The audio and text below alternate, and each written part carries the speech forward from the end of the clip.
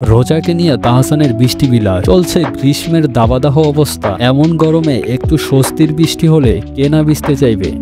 মেঘের ডাক ও বৃষ্টির টাপুটুপু শব্দ পেলেই বাহিরে ভিজতে ছুটে যান অনেকেই। আর এমন মুহূর্তে যদি প্রিয়জন সঙ্গে থাকে তাহলে তো আর কথাই নেই। সাধারণত এমন মুহূর্ত অর্থাৎ প্রিয়জন নিয়ে তারকাদের বৃষ্টিতে রোমান্টিসিজম খুব কমই দেখা মেলে। এবার তেমনই কিছু দেখিয়ে সকলকে চমকে দিলেন তাহসান রোজা দম্পতি। সোমবার ইনস্টাগ্রামে একটি স্টোরি ও একটি ছবি ভাগ করে নেন সঙ্গীত শিল্পী তাহসানের স্ত্রী রোজা আহমেদ। দেখা যায় স্ত্রী রোজা আহমেদের কাঁধে হাত রেখে বৃষ্টিতে বেচছেন তাহসান, হাঁটছেন একসঙ্গে। এ সময় তাহসানকে গুনগুনিয়ে গানও গাইতে শোনা যায়, আর তা উপভোগ করছিলেন রোজা। এ সময় তাদের পুরো শরীরই বেশ বেজা অবস্থায় দেখা যায়, সঙ্গে তাদের চোখে মুখে ভালোবাসার তৃপ্তি স্পষ্ট।